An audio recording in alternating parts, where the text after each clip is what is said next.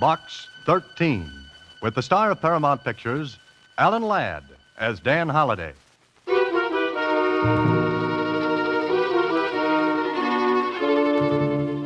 Box 13, care of Star Times. They said my son was killed in a drunken brawl. I know he wasn't. He was a good boy. He was murdered. Why, I don't know. If you come to 733 Winship Avenue... If you'll come to 733 Winship Avenue anytime and listen to my story, I'll be grateful to you forever. Mrs. Catherine Daly. And that was the letter to Box 13. Just a few lines. But, brother, what those few lines led to.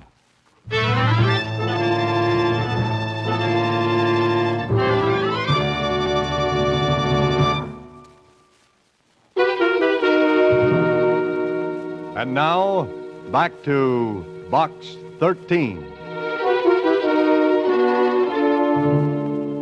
I get some funny letters through Box 13. Some don't mean a thing. Others are from people who answer all the ads. But this one from Mrs. Catherine Daly, it had a real ring to it. I get so I can spot the letters from cranks and curiosity hunters. They're full of big phrases. It's the simple ones that count, like Susie said. Well, it's short, Mr. Holliday. Uh-huh. What are you going to do about it? Well, what would you do, Susie? Well... You know, Susie, I don't know how you manage to get right to the point of things so quickly. Oh, it's easy. Okay, you talked me into it. I don't know what I'd do without you. I try to make myself indisposable. The word, Susie, is indispensable. What's the difference? None, I guess. All right, Susie, I'm on my way to 733 Winship Avenue. Mrs. Catherine Daly was a little woman, maybe about 50, 60. It was difficult to tell because gray hair was pushing hard against the brown. It was her eyes that got me. Maybe not too long ago they'd been able to smile. But now they were dead, lifeless. Something had been taken away from well, inside. She led the way to a little living room, furnished cheaply but neatly. She sat down, pointed to a chair for me, and then... Are you serious about that advertisement, Mr. Holliday? Well, yes, I am, Mrs. Daly. I haven't any money. That is, not much. I can afford something, if it's not a whole lot. Oh, now, look, Mrs. Daly, I'm a writer, and sometimes Box 13 leads me to a good plot. You see, I don't take money because I get paid very well for the stories I get. You see, I used to be a newspaper reporter. Newspaper reporter? Anything wrong with that, Mrs. Daly? Arthur, my son, he was a reporter. Oh? What paper? The Evening Record. Your letter said that your son was killed.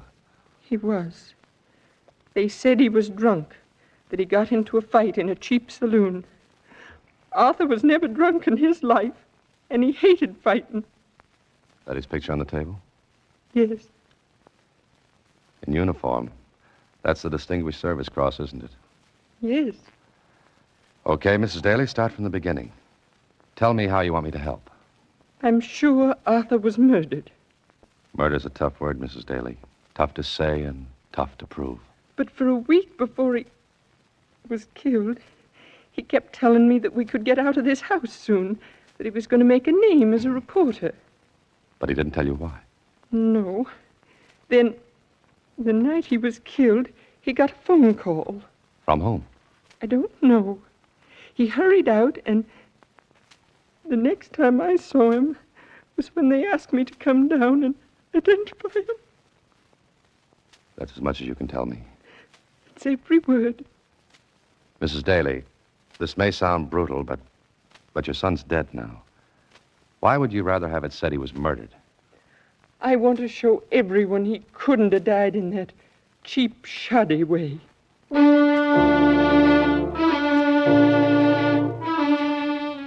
Well, that was that. I believed her. Maybe it was the way she talked. Maybe it was her eyes. I don't know. Anyway, I left her house with nothing to go on but what she had told me, and that was little enough. Just that he was on to something would make a name for him as a reporter. Anyway, I went to see what Lieutenant Kling knew about it. About what, Holiday? About the kid that got killed in the saloon brawl. Well, that's what the records show. They show anything else? No, they don't. You know, I like you. Thanks. You can have the next dance. I'm serious. Okay, so you're serious. What about? You're not satisfied with the Daly case either. What makes you think I'm not? Just the way you talk. You don't believe it's right. I believe what the witnesses in that dive said. The Daly kid got drunk. Somebody said something to the girl he was with. Nothing bad, but Daly got mad and started swinging. And And he ended up in the red. you didn't arrest anybody? Look, we get a dozen calls a night from down at the hill, places like that. Somebody's always getting pushed around, roughed up, killed. Some of the things don't even hit the newspapers. Run-of-the-mill stuff. Sure. But look, Kling, what kind of guys get killed in places like that? Bums, winos, characters who hang out in those joints. But not a kid like Daly. And you're an honest cop. What was that crack for? For a compliment. The Daly thing bothers you because you know as well as I do that something's wrong about it. Then you tell me. I'll try. Later. Now, look, Holiday, I'm not on the case anymore. Homicide's got enough to do without running down a fight in a saloon. But what? I don't like it. You're right. I knew I liked you. Okay, I'll marry you in the morning. The place you want is 183 River Street. Oh, nice neighborhood. Right. The cops go in quartets down there. Thanks. See you later. And for the love of Mike, don't end up in the meat wagon like Daly did. Kling was right. It wasn't a neighborhood to raise kids or anything else. And the place I wanted was called the Riverview. Fancy name. Oh, a great place. I stepped over a couple of boarders spending the night on the doorstep and walked inside. There was a tinny piano played by a guy mechanically banging out a tune that its own composer wouldn't have recognized. The bar was set at the back facing the door. I went over to it. The bartender took a long, good look at me. I must have looked strange. I was wearing a necktie and a shirt. He walked over. Yeah?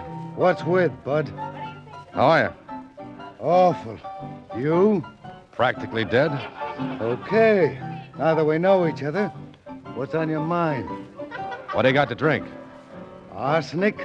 Want some? Straight. Water on the side. Funny man, ain't you? Sure. Look, what do you want? A drink, maybe? No, you don't. That suit you got on cost maybe 150. The tie, $5. Any cookie comes in here dressed like you don't want a drink. All right. You win. Swell. Slumming, huh? No? Looking. For what? Last week there was a fight in here. A kid got killed. Arthur Daly. I didn't see nothing. My back was turned. Did you ever see the girl who was with Daly? I told you I didn't see nothing. Oh. All through the fight, you just kept your back turned. Yeah, I hate fights. Can't stand the sight of blood. That what you told the police? Same thing. Who were the witnesses? Look, when a fight starts in here, there ain't no witnesses. Everybody's blind. That makes it easy. You a friend of this Daly character? Yeah, a good friend. Uh-huh. I still don't know nothing. Now blow, mister. Out. Get it out. He knew something, all right, but he was clammed up tight. I left and walked up the street. I was close to the spot where I'd parked my car when I heard something. I stopped. Somebody was tailing me, following me from the saloon. Okay, somebody didn't like me nosing around. I walked past my car. Just ahead of me was an alley, and pulling out of the alley was a truck. I walked a little faster. I got to the alley, skirted around back of the truck so that my trailer would lose me for a couple of seconds. Then I stepped inside a doorway. It was dark. The truck pulled away. I waited. Then I heard the steps. He didn't know where I'd gone. But if he was going to pick me up again, he'd have to pass the doorway where I waited for him. Come here. Let go. Let go. You hurt me. Shut up. Oh, please, mister. I ain't no crook. I wasn't going to put this thing on you. What's the idea of tailing me? I heard you talking to barkeep back there. I wanted to talk to you, honest, that's all. You could have caught up with me before this. Gee, mister, I didn't want anybody to see me, honest. All right, talk. Oh. You want to know something, huh? Come on. What do you want to say? Well, honest, I might get in trouble. Look, I got to know I'll get something out of this, eh? Spill what you've got, and we'll see how much it's worth. Maybe a $5? Maybe. Go on, talk.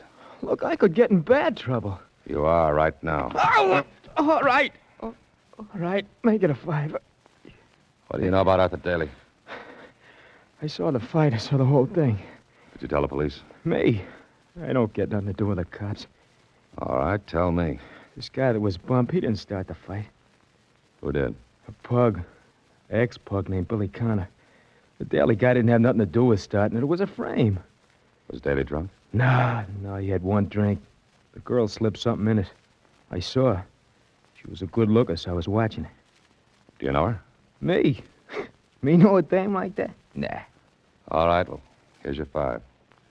Now keep your mouth shut, understand? Oh, sure.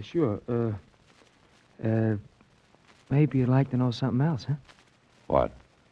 Oh, mister, it ought to be worth something. All right, here. Oh, thanks. You ain't been out of the joint down the street more than a couple of seconds when the barkeep goes to the phone. So? I heard him tell somebody that you was nosing around. Mister, something tells me that you're in bad trouble right now.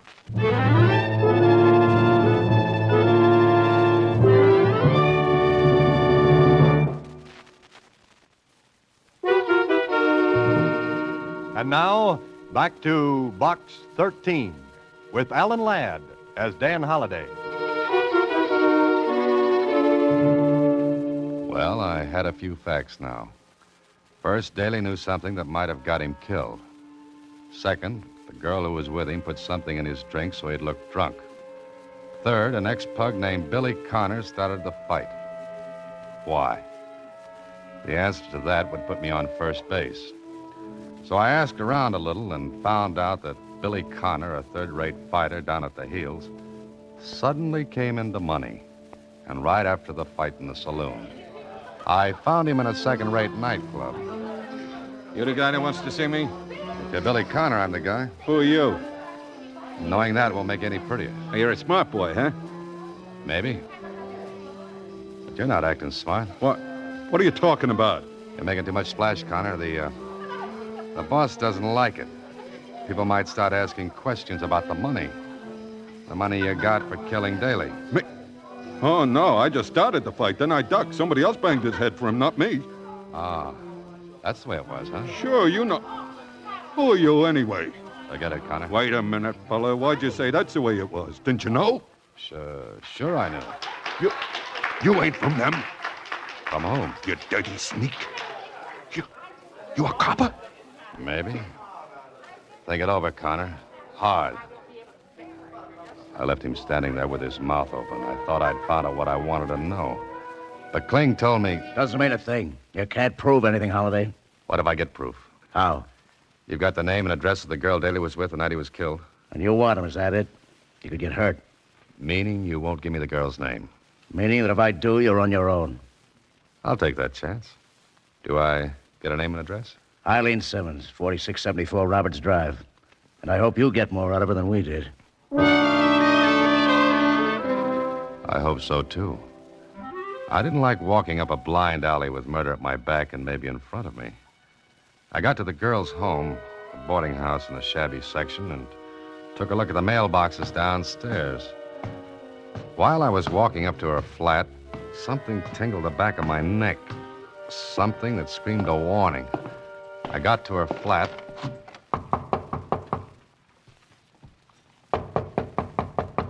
She didn't answer. Then I smelled it.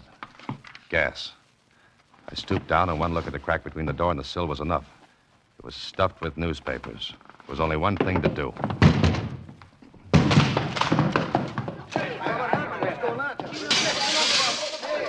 Eileen Simmons wasn't going to talk to anybody. The room was heavy with gas.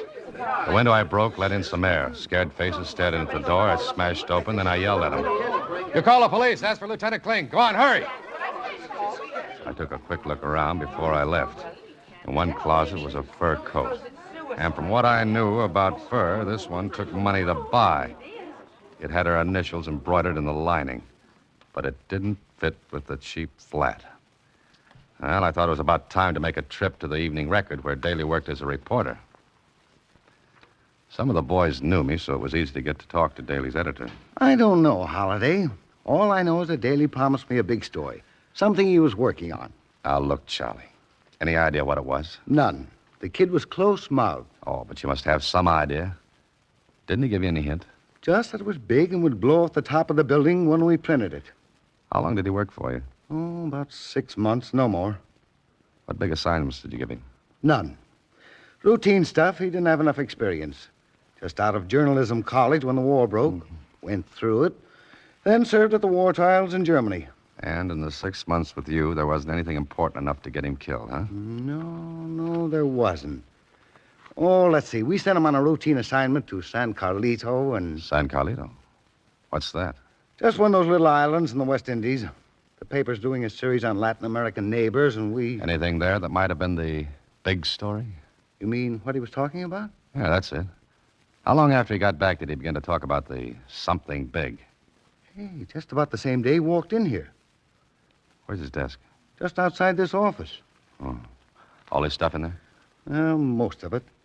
We were going to send it to his mother, but, well, you know how things are. It was too soon. We figured we'd wait. And... Come on, let's take a look.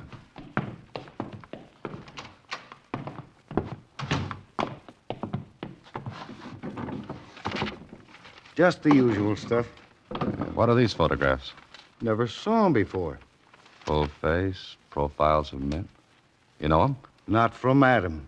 Oh, Charlie, can I have these? Well, I don't know, Holliday. Just one ex-newspaper man to an editor. Come on, let me have them. Okay. I didn't see you take them.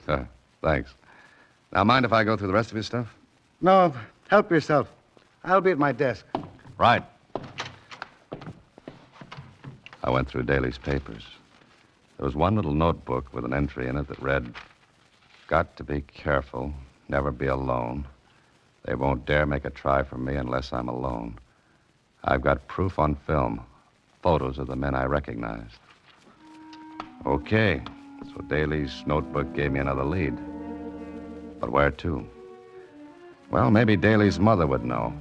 I looked at my watch, but it was after midnight, so I figured it was too late to see her, and I decided to wait until morning.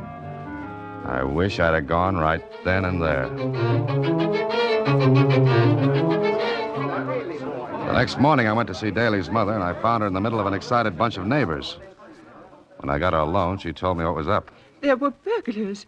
They ransacked Arthur's room. Well, let's take a look. But there's nothing missing. Well, let's look anyway. They went through all the drawers. You didn't hear them? No, I slept right through it. Uh-huh. Mrs. Daly, what could they have wanted? I don't know. There's nothing of value here. Look, when Arthur came back from San Carlito, did he bring anything with him? Why, I don't think so. A camera, maybe? His own, but he took that with him when he went. Now think hard, Mrs. Daly. Did he take any film out of that camera when he got back? I think he did. Yes, I remember. He hurried out with some film to have it developed. Where is it? I don't know. Did he get it back from the shop where he took it? I don't think so. I think he'd have shown him to me if he had. And the roll of film he took out of his camera is still in the shop. It must be. Mrs. Daly, we've got to find a check for that film. The kind you get when you leave film to be developed. Come on, let's look. We looked and looked and looked. No check. Began to seem as though whoever ransacked the room found the check, and if he had, well, the thing was over. After half an hour, we gave up. But there was still one more thing to find out. Mrs. Daly, would you mind taking a look at these photographs? Do you know any of these men? Why, I'm not sure. They look familiar, but... His scrapbook, the one he brought back from the war. There are pictures like those in the scrapbook. Well, show it to me, will you? It's in my room, right next door. Here it is. Here they are, the pictures. But I don't see. I think I do. But I'm afraid to believe it. Look, Mrs. Daly, whatever you do, stay with your neighbors. Don't be alone for a minute. I left the house, and the idea I had was buzzing around inside my head. If I was right, then the whole thing was fantastic. But the pieces began to fit together. Maybe I was thinking too hard. I didn't see the big black car that turned down the corner. I didn't see it until I was almost staring between its headlights. I jumped back and up, and the fenders of the car took the skin off my legs, and the car roared away. That big black buggy had my name for a license plate. It would have looked just like an accident. But it told me something. That whoever was doing the dirty work didn't have the check for the film. Because the proof of what Daly knew was on that film. And if Mr. Accident Maker had it, he wouldn't have risked another accident. I called Kling, got him on the phone. What do you want me to do? Check every photo shop in the city for a roll of film mailed just before Daly was killed. How do you know he mailed it? Because he wouldn't have been fool enough to take it to a photo shop. He knew they were tailing him, waiting to grab that film. So he mailed it, with a note that he'd called for it. Okay, I'll pick up the film, if I can find it. Oh, no, Kling, don't pick it up, please. But you just said you Kling, want... tell me where it is, call my office, and I'll pick it up. Look, you're asking for a crepe wreath in your door. If those babies are what you say, they'll cut you in little pieces. You want them, don't you? Sure, but I don't... The only way to get them is to make them come after that film. And they won't call it headquarters for it, Kling. But they will try to get it from me. I waited. Finally, Kling gave me the word. I picked up the film and printed the little finishing shop.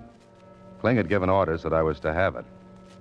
I got in my car, looked in the rear vision mirror, and saw a big black sedan pull in behind me.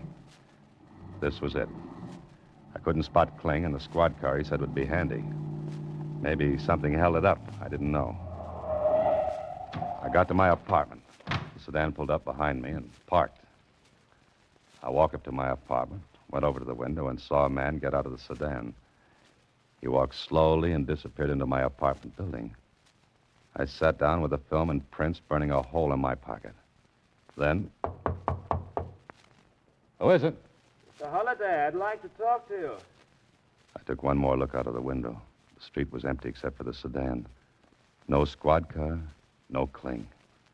Brother, if ever I wanted to see that big guy, it was now. I walked to the door. Mr. Holliday? Uh-huh. Who are you? My name is, we'll say Stephen. Okay, you're Mr. Stephen. So what? I shall be brief. You have a roll of film and some prints. I am a camera enthusiast. I shall pay you a good price for the film.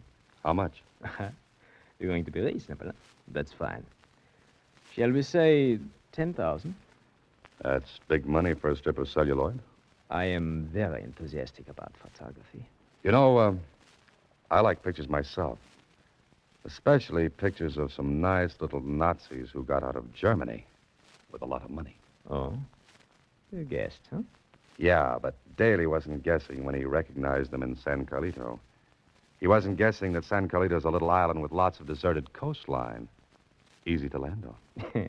Yes, very handy. And they paid well to escape the trials in Nuremberg. You just talked yourself out of $10,000.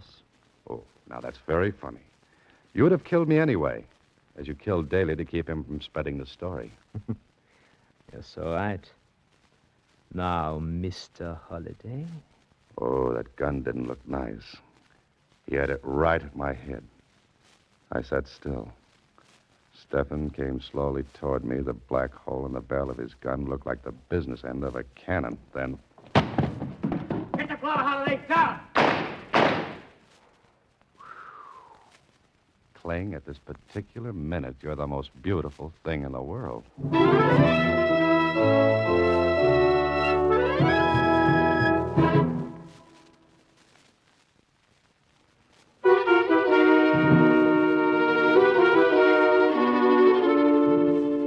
Then what happened, Mr. Holliday? Well, at that moment, Susie, Lieutenant Kling landed and took over. Sorry I drew it so close, Holiday, but I had to let Stefan talk a while. Yeah. But by the way, where was that squad car? Well, there wasn't any. The squad car would have scared Stefan away. I had to make it look safe. The boys and I were right next door. Had been for an hour. Now, he tells me. It's up to the Federals now. We're cleaning this in. Gee, I sure... Oh, Mr. Holliday, you might have been killed. Oh, it's okay now, Susie. It's all over. But you might have been killed. And I like this job so much. What'd I say? Very funny, Kling. Nothing, Susie, nothing. Good night. Next week, same time, Alan Ladd stars as Dan Holliday in Box 13.